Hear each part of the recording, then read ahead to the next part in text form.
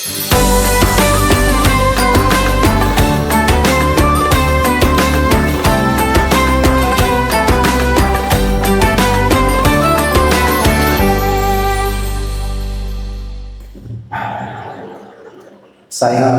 atur napas dulu.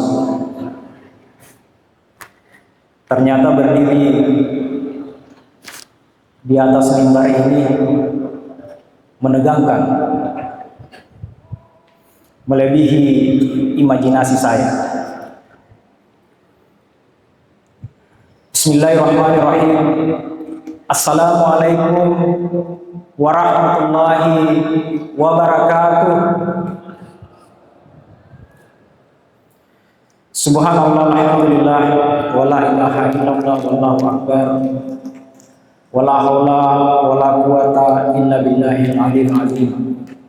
Asyhadu an la ilaha illallah wa asyhadu anna Muhammadan abduhu wa rasuluh. Amma ba'd. Bapak Rektor, para pimpinan, jamaah yang dirahmati oleh Allah Subhanahu wa taala.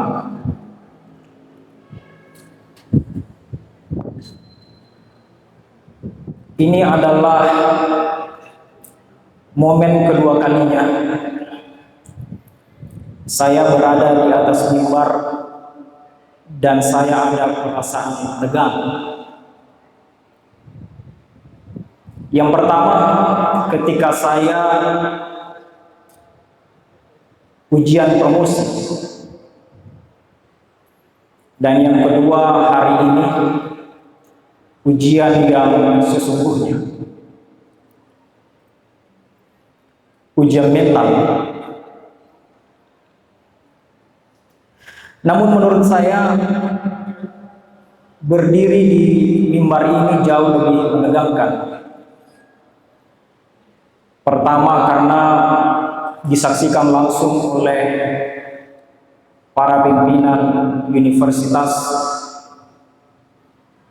para pimpinan fakultas, para guru besar, para dosen senior yang secara akademis memiliki kemampuan jauh di atas saya. Maka tidak salah kalau saya mengatakan bahwa kultum ini adalah kultum terberat yang pernah saya hadapi. Ditambah lagi ada persyaratan materi, yaitu materi harus menarik dan harus lucu. Sempat saya bertanya dalam hati, ini sebenarnya kultum atau stand up comedy? Tapi baiklah, saya berusaha.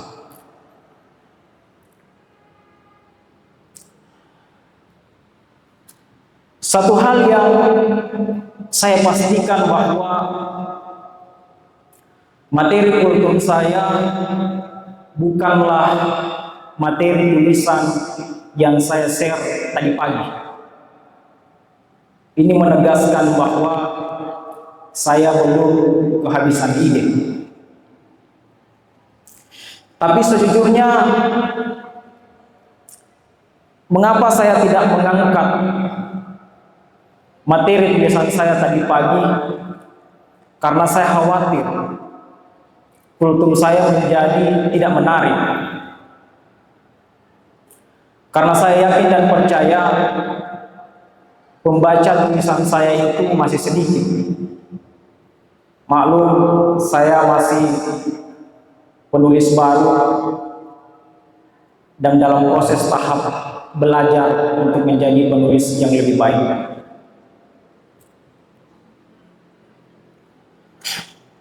Kemudian persyaratan yang kedua harus lucu.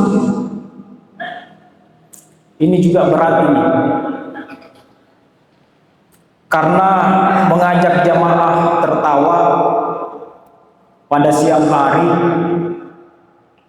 dan lagi puasa lagi, kayaknya tugas berat. Tapi saya lihat dari atas ini sudah ada nih sedikit kelucuannya. Maksud saya Bapak Ibu, kalau mau ketawa, ketawa lebih saja pedang. Karena ketawa insya Allah tidak membatalkan puasa, justru membatalkan beratnya beban materi saya. Jamaah sholat zuhur yang dirahmati oleh Allah Subhanahu wa Ta'ala, saya ingin memperjelas pernyataan saya di awal bahwa saya tidak menggunakan materi tulisan saya roasting Ramadan dalam kultum siang hari ini. Tetapi sebenarnya saya menggunakan materi dari tulisan Pak Rektor. Ini juga sebenarnya strategi utama saya supaya kultum saya lebih menarik. Minimal menurut Pak Rektor pasti dia akan mengatakan sudah mantap karena mengambil tema tulisannya. Dalam tulisan Bonafide edisi yang ke-10, Pak Rektor mengangkat tema hibernasi. Hibernasi ini adalah proses bagaimana hewan bertahan hidup pada kondisi paceklik atau pada kondisi lingkungan yang ekstrim dengan cara melakukan efisiensi energi. Jadi efisiensi energi ini bukan efisiensi anggaran.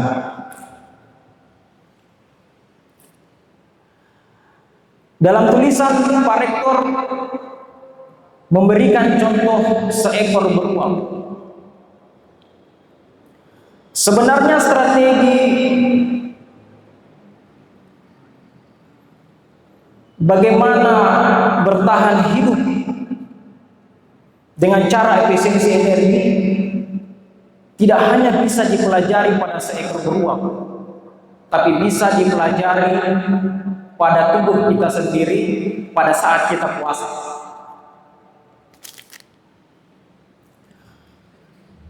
Pada siang hari seperti ini, perut mulai mengeluarkan bunyi khas.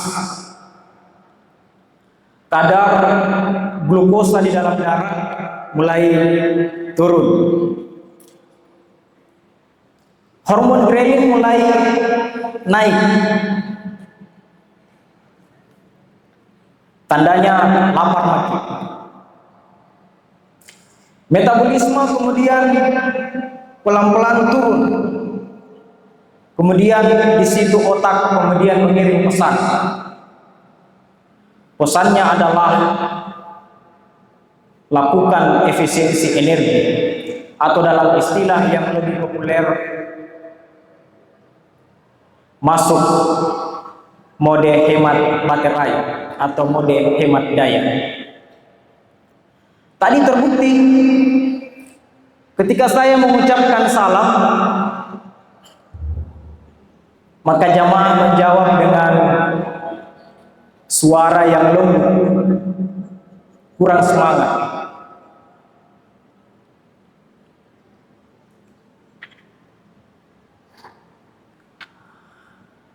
Bahkan saya melihat ada beberapa jamaah yang tidak menjawab salam saya.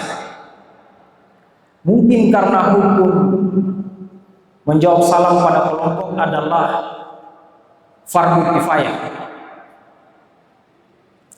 Tapi sebenarnya poinnya bukan di situ. Poinnya adalah ini bukan kemalasan moral. Ini adalah adaptasi biologis. Tetapi lucunya, kalau untuk bergosip kita selalu semangat, seolah-olah selalu ada cadangan energi. Mengapa demikian? Mungkin karena pada saat kita bergosip ada interaksi sosial,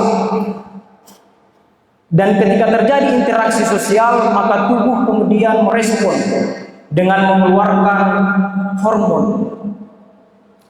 Hormon itu adalah hormon oksitosin. Hormon oksitosin inilah yang membuat kita merasa nyaman.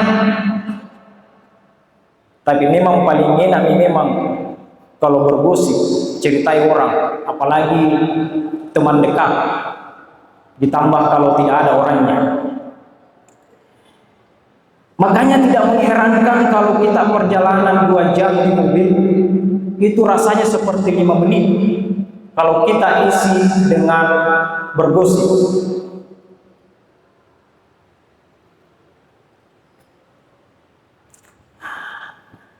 Ternyata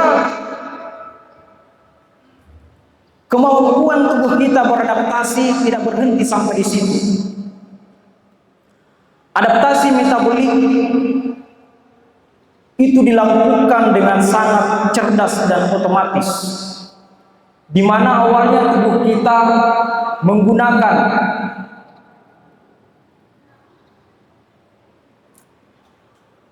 glukosa sebagai sumber energi. Kemudian tubuh kita mengubah, beralih ke cadangan lemak. Yang dihasilkan ternyata bukan hanya energi, tetapi ada sesuatu yang dihasilkan yang secara sosial menimbulkan kegalauan, yaitu bau mulut. Jadi pada saat pembakaran lemak terbentuk keton, salah satunya adalah aseton. Aseton inilah yang kemudian keluar melalui saluran pernapasan kita dan menghasilkan aroma yang khas. Ini juga memberikan informasi penting bahwa bau mulut yang keluar ini ketika kita sedang berpuasa bukan persoalan hygiene, bukan persoalan sikat gigi, tapi persoalan bagaimana tubuh kita berusaha keras untuk menjaga keseimbangan energi.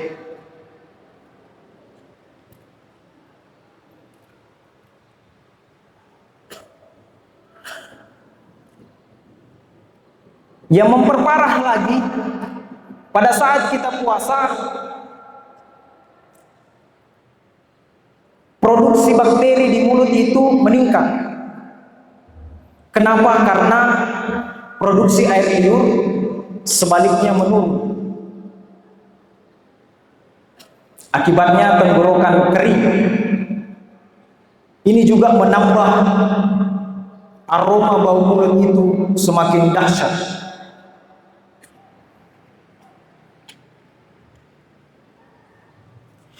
Tetapi meskipun secara fisiologi itu bau dan secara sosial itu mengganggu, tapi perspektif Islam justru bau itu dalam hadis dikatakan lebih harum daripada minyak kasturi. Untuk detail hadisnya ini porsinya Ustaz, saya tidak kompeten. Saya tidak bermaksud membebani para ustaz, tapi saya baca dalam tulisan makasid. Dalam tulisan itu saya termasuk golongan orang awam. Itu tulisan yang ditulis oleh guru kita Prof. Rauf, dekan Fakultas Syariah dan Hukum. Jamaah sholat zuhur yang dirahmati oleh Allah Subhanahu wa Ta'ala. Refleksi ini tidak berhenti sampai di sini. Kenapa? Saya perhatikan, inilah mungkin mengapa ketika sholat zuhur dan asar, jamaah itu kalau ambil wudhu, saya lihat lama kumur-kumurnya. Lama kumur-kumurnya. Ini antara khusyuk atau ambil kesempatan. Bahkan ada yang lebih luar biasa lagi. Saya istilahkan wudhu ilusionis. Jadi 3 kali air masuk ke mulutnya, tapi cuma 2 kali yang keluar. Pertanyaannya 1 kali itu kemana? Ini juga mungkin bisa didiskusikan oleh Ustadz. Kira-kira status puasanya ini batal atau masih bisa lanjut? Karena bisa saja mereka beralasan saya tidak sengaja. Ini adalah refleks. Kemudian refleksi kita terus berlanjut bahwa ternyata ada ironi yang lebih subtil. Kita mungkin bisa toleran terhadap bau yang dikeluarkan oleh metabolisme. Tapi kita kadang lalai terhadap bau yang dikeluarkan oleh lisan kita. Padahal yang berbahaya sebenarnya bukanlah aseton yang keluar dari mulut. Yang berbahaya adalah kata-kata kasar yang keluar dari mulut kita yang cenderung menyakiti hati orang lain. Kita mungkin bisa memaklumi baunya aseton itu, tapi kita tidak akan mudah melupakan kata-kata kasar yang merendahkan dan cenderung menyakiti hati kita. Jamaah sholat duhur yang dirahmati oleh Allah Subhanahu wa Ta'ala. Ya ayyuhalladzina amanu kutiba alaikumussyam kama kutiba alal ladzina min qablikum la'allakum tattaqun. Saya underline, saya garis bawahi la'allakum tattaqun. Puasa bukan otomatis menjadi takwa, tetapi sebenarnya puasa adalah proses untuk terus belajar, untuk terus bertumbuh menjadi pribadi yang lebih baik. Dan pada akhirnya puasa menemukan kedalaman maknanya, bukan hanya sekedar menahan lapar, bukan hanya sekedar menahan dahaga, tetapi juga bagaimana mengatur metabolisme tubuh sekaligus mengatur metabolisme tutur. Sekian, subhanakallahumma wa bihamdik, asyhadu an la ilaha illa anta wa astaghfiruka wa atubu ilaik. Wassalamualaikum warahmatullahi wabarakatuh.